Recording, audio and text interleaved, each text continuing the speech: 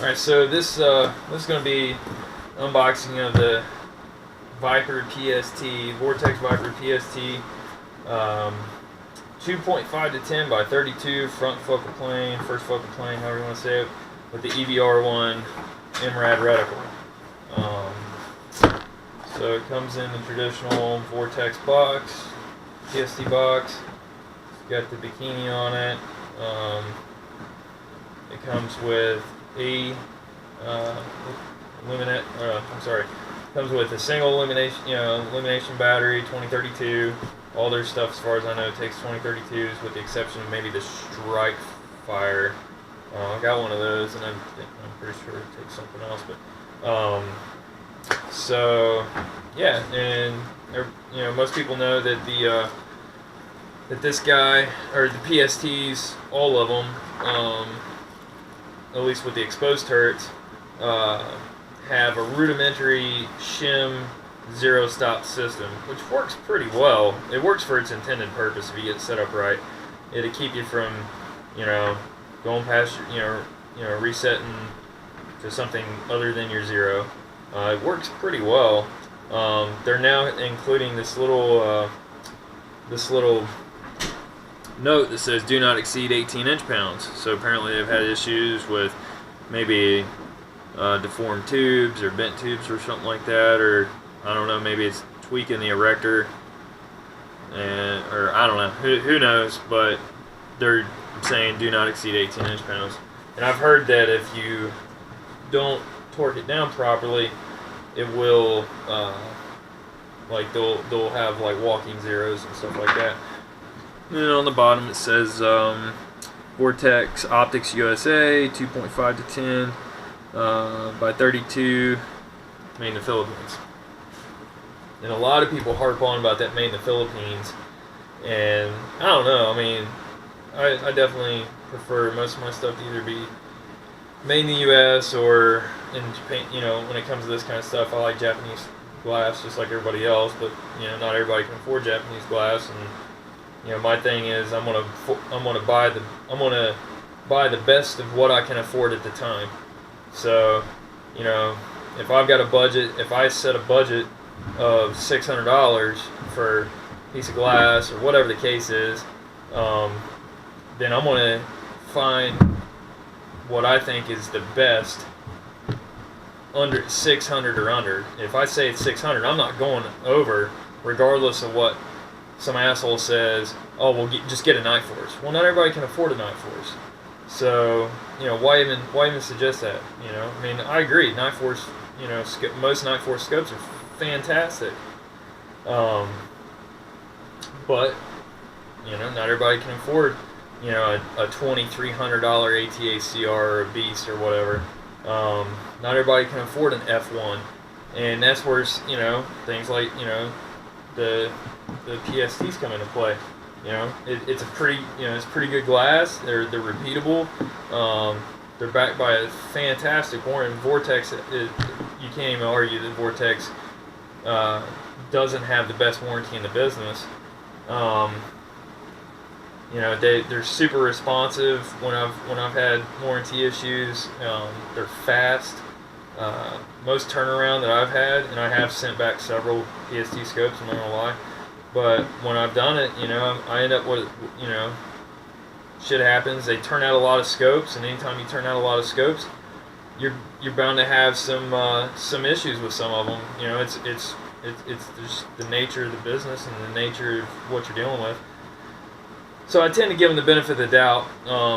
Everybody, well, not everybody, but some people say, "Oh, just get a Leupold." No, Leupolds fail just as much, if not more, than the Vortexes.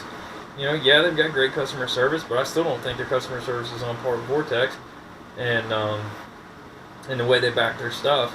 Leupold makes great stuff, but I think it's overpriced for what you get these days. Mark IVs. Mark IVs were great, 12, 15 years ago. They're not great today. You got your Mark 6s and your Mark 8s, but the Mark 4s are still, Leupold still wants, top dollar for them, and they're simply not worth it, in my opinion. So in steps the Vortex PST. They've got the Razor line too, which after the last PST I had to send out, man, I'm never going to buy another PST. And I'm only, if I'm going to buy a Vortex, I'm only going to get the Razor. Well, like, I would love to have a Gen 2 Razor right now, but even with the mill discount, they're still like $2 grand. $2,100, and unless you get one used, which is fine. And they're great scopes. People are saying that the top guys are saying that they're right along. The glass quality is right there with Schmidt and March and those other real high-end scopes that guys like me can't afford. So again, in steps the PST. I got a really good deal on it. Got hooked up, but I haven't actually even looked at this really. So I'm just going to say that I'm sure the illumination is awesome, because I think that's where the PSTs and Vortex in general really shines. Their illumination is flawless. I have had zero problems with their illumination. They don't overly brighten up the bloom out on the lenses and everything, and it's been I haven't had no issues. The turrets, standard 5mm turret. This is 1/10 of a mil adjustment, 5mm turret. It's got the little fiber optic indicator, zero indicator you might call it. Parallax is wicked good. It's not stupid tight, but it feels like it's not too easy to turn. Like if you're walking around beating it up a little bit, it's not going to turn on you too much. But I could see if you're down in the prone, reaching up and turning that is going to be no issue at all. And then the turrets, the turrets seem just as good as any other PST. The windage is, my daughter up there. The windage is just the same. Actually, the windage might even be a little bit better than the elevation. They don't have the fiber optic rod on the windage for whatever reason. And then it's got your indicators, your zero indicators. But again, if you do the shims and actually,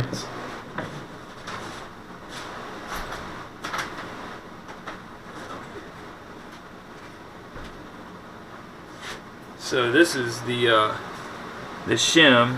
So you pull the turret off. It's got a little space where these slip inside, and then basically you can't turn it down. This makes up the room for that turret going up and down, or going down rather.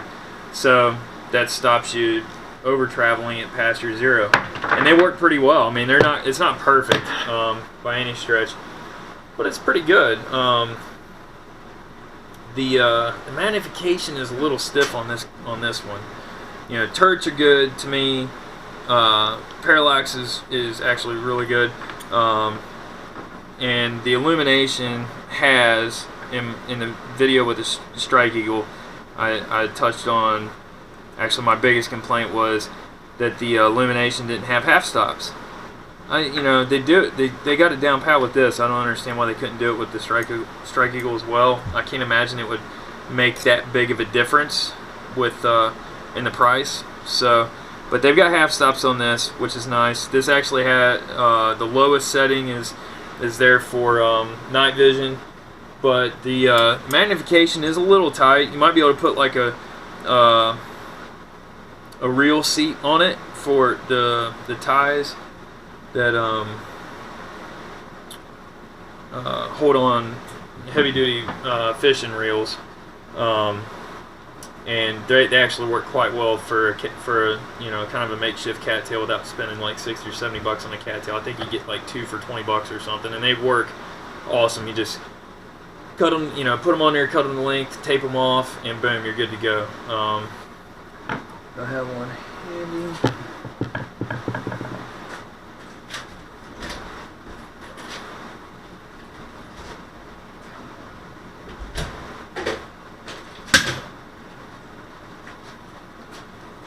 So that's it, and this is on an SWFA 3-9, but that's it, and it's I forget what these damn things are called. They're made in the UK. They're actually on the Sniper's Hide do it yourself. Somebody found them and it's genius. But yeah, they work really well.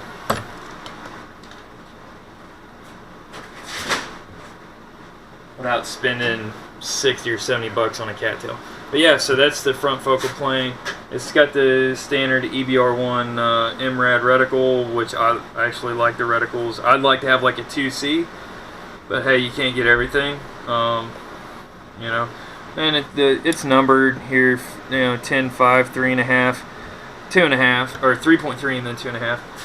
But yeah, it seems pretty good. My son has I got my son a Weaver from Natchez Shooter Supply, 2 to 10, you know, first focal plane, mil, and it's really good. The glass is actually on point. The glass is way better than an SWFA 3-9, which kind of pissed me off.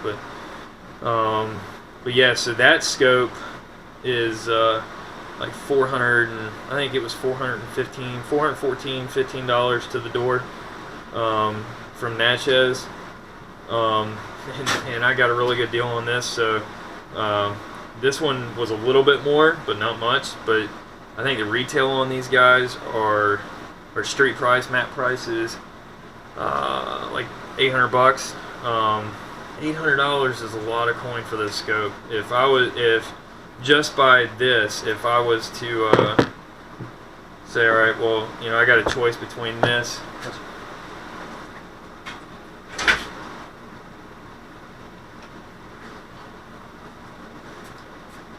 and then this guy, you know, for $400, this Weaver, and it's already, you know, I've already ran it through tracking. It's great. It's got the, you know, the locking turrets, which I don't know, they work alright, but no zero stop to speak of. And then there's a couple complaints, and I'll actually probably do a different video with this altogether. But the illumination on this guy is terrible, and they're all 30mm scopes. The strike, I didn't touch on that with the Strike Eagle, but the Strike Eagle's 30mm, the PST's 30, and this Weaver's 30. But I will say the glass in this Weaver is fantastic. It really, I don't think at this price point you can compare it to anything. I really truly believe that. Now I don't know what those scopes are supposed to sell for, or if that's kind of Natchez's. They kind of run some shady stuff out of there sometimes, but they tend to have pretty good deals. But not shady, just the perception they give you is that everything's on sale, or it's on sale and then it's not, and I don't know, but whatever. Point is, if you can get this guy for 400 bucks, it's totally worth it. This thing, the glass is flipping amazing. I mean, it's hard to compare this because the objective is, it's like a 36, and I think this guy's a 32. The PST's a 32. But so you can see, man, they're so close. They're wicked. I mean, they might even be the same length. I can measure it. Making a mess here, but so the Weaver comes in at where the focus is pretty much dead at 13, and the PST is a little less than 13 inches. I can tell you even without looking at it, really. I mean, it's kind of stupid saying it, but that the illumination in this PST is going to be better than the Weaver, period. But, you know, when I get a chance to compare them side by side, then I'll, you know, talk about the glass. I'm not going to be as arrogant and say, oh, well, the glass is better in this one than this one without even looking at it, because it's just stupid. But the PST has parallax. Weaver does not. I think it's fixed at 100, but I've ran it out to 600 on the 16-inch 308 and haven't had any issues at all. So,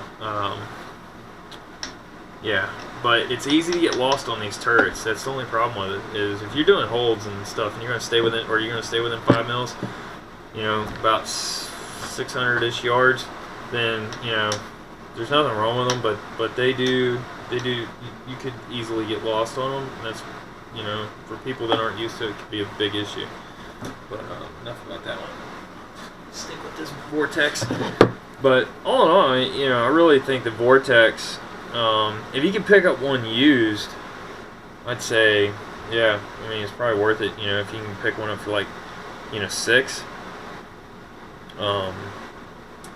But, you know, $800 is a lot of coin for this scope, I'm not even gonna lie.